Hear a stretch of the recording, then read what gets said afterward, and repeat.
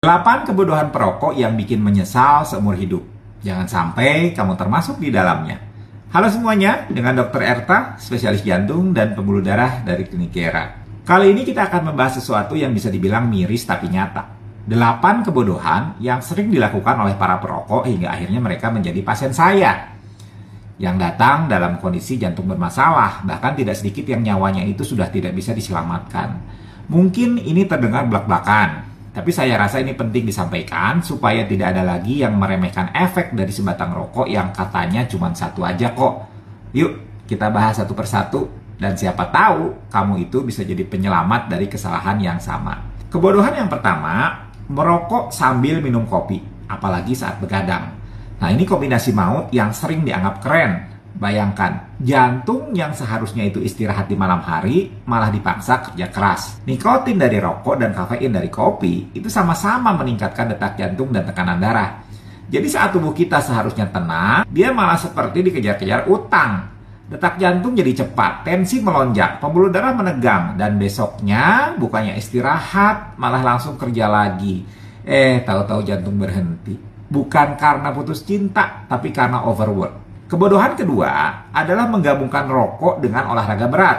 Saya pernah menangani pasien usia 30 tahunan yang kena serangan jantung habis main futsal. Kelihatannya sehat kan? Tapi ternyata dia merokok sebelum bertanding. Padahal olahraga yang intens, tubuh kita itu akan mengeluarkan adrenalin. Detak jantung dan tekanan darah akan naik secara alami. Kalau ditambah nikotin, ya sudah, ledakan dalam sistem peredaran darah itu tinggal menunggu waktu. Pembuluh darah bisa robek, plak bisa lepas, dan serangan jantung pun ya tidak terhindarkan. Kesalahan ketiga, ini yang sering terjadi di restoran. Makan makanan tinggi lemak sambil merokok. Suka lihat nggak? Orang habis makan steak, kentang goreng, atau bahkan nasi padang, terus nyender, santai, ngerokok, udah gitu minum kopi lagi. Nah ini kombinasi yang jahat. Makanan tinggi lemak meningkatkan kolesterol, rokok merusak dinding pembuluh darah. Jadi lemaknya lebih gampang menempel dan menyusup masuk. Ditambah lagi kalau makanan tadi itu gurih, asin.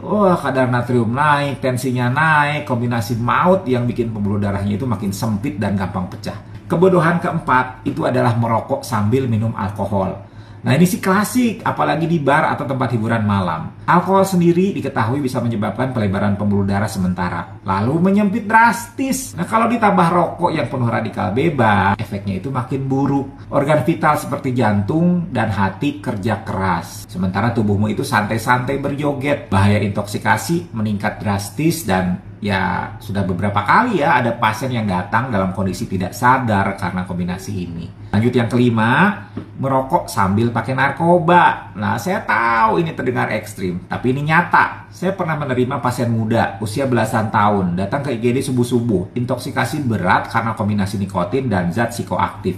Gabungan ini bisa bikin jantung berdebar hebat, aritmia, bahkan sampai henti jantung mendadak. Tubuh bukan mesin yang bisa disetel sesuka hati.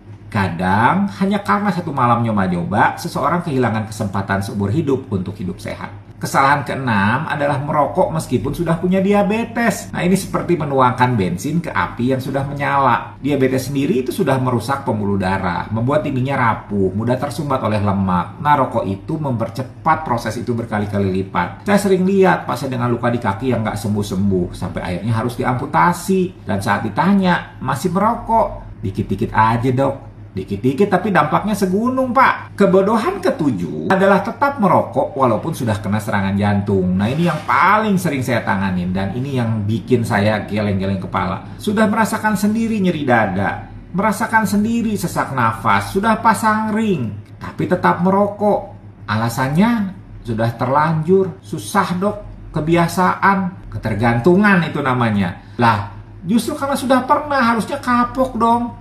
Tapi sayangnya, kecanduan itu sering menang. Akhirnya, serangan jantung kedua pun datang. Dan kali ini, tidak semua bisa diselamatkan. Padahal sudah diberi kesempatan kedua, tapi disia-siakan. Dan kebodohan kedelapan adalah memulai merokok. Ini yang paling mendasar. Semua cerita horor tadi tidak akan terjadi kalau saja tidak pernah menyentuh rokok.